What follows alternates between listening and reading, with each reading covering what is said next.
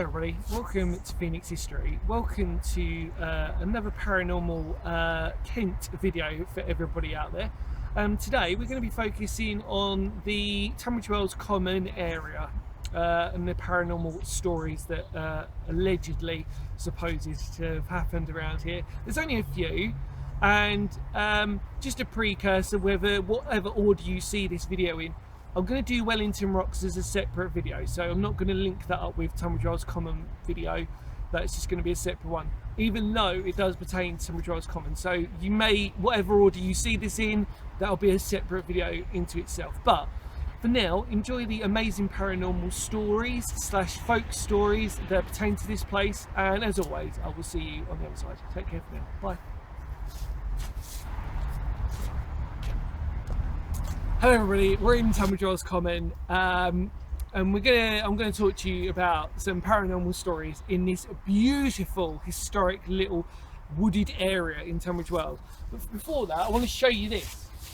So this is a beautiful bench. We're gonna sit and talk today.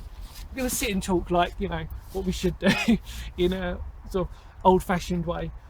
This is a seat dating from Victorian times and was discovered in the undergrowth, which formerly covered this area and was repaired and renovated by the Friends of Tunbridge Wells and Russell Commons in April 1995. Now, let's have a sit and chat. So, we're going to talk about a couple of really interesting ghost stories, and then one is a sort of cryptozoology type of story. And then after you've see me talk about this, we're going to go down and find a little bit of history that's just on the outskirts of Tunbridge Wells Common. But like I said before, Wellington Rocks is going to be a separate video, so stay tuned for that. So the main story really pertains that it was around the 1960s. I think it was 1969.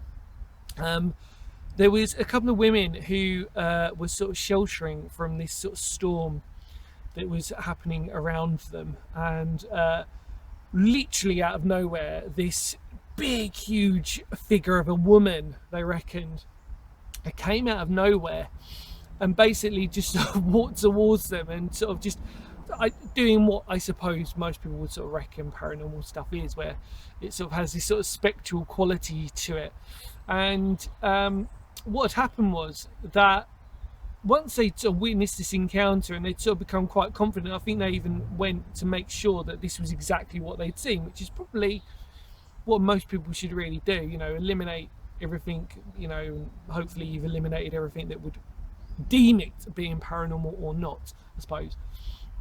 And what they found out was that it could have been a very famous for the time local resident called Mary Jennings. And Mary Jennings was a fascinating woman. She was homeless, but she was a big lady. She'd probably be what we'd call these days probably quite a bubbly personality, you know, larger than life sort of character.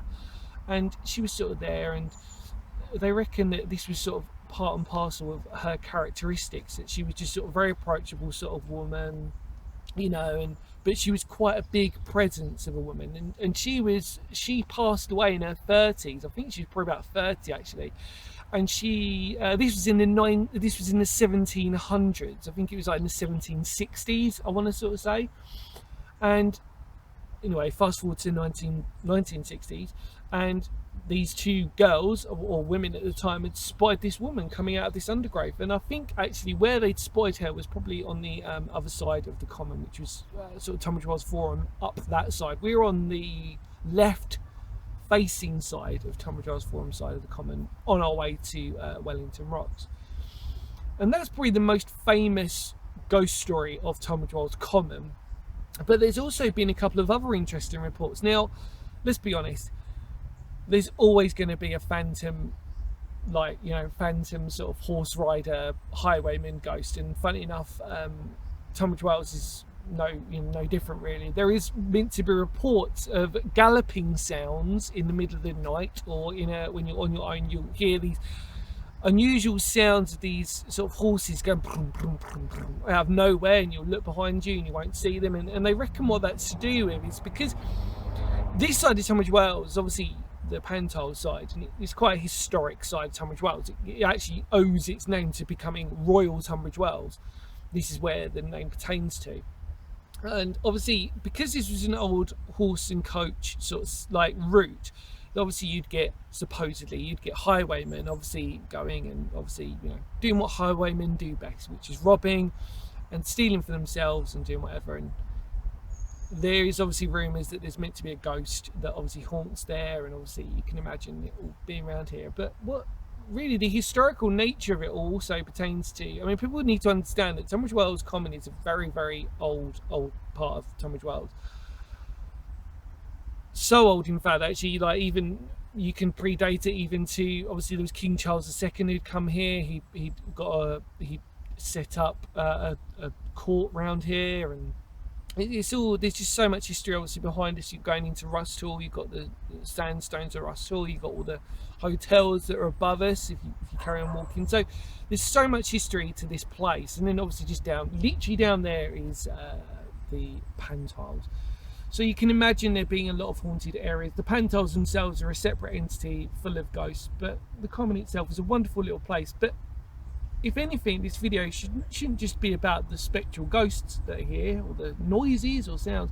It should really just be about actually a beautiful place that you can easily just walk, take your dog, and obviously see if there's any sort of eerie sounds and things like that that go on around here. So yeah, there you go. Hopefully you enjoyed that. I'm going to show you one other bit of history. But yeah, so Mary Jennings, supposedly meant to be haunting here, this big sized woman, homeless. It's a shame really she died when she was 30, but yeah, I'm sure if you're on a dark night you probably see her. She'd be like this huge haunting ghost that comes across, and obviously the galloping as well. So they're the two main things here. But yeah, there you go. Thank you so much. Let's go check out the final thing, and I'll see you later. Bye.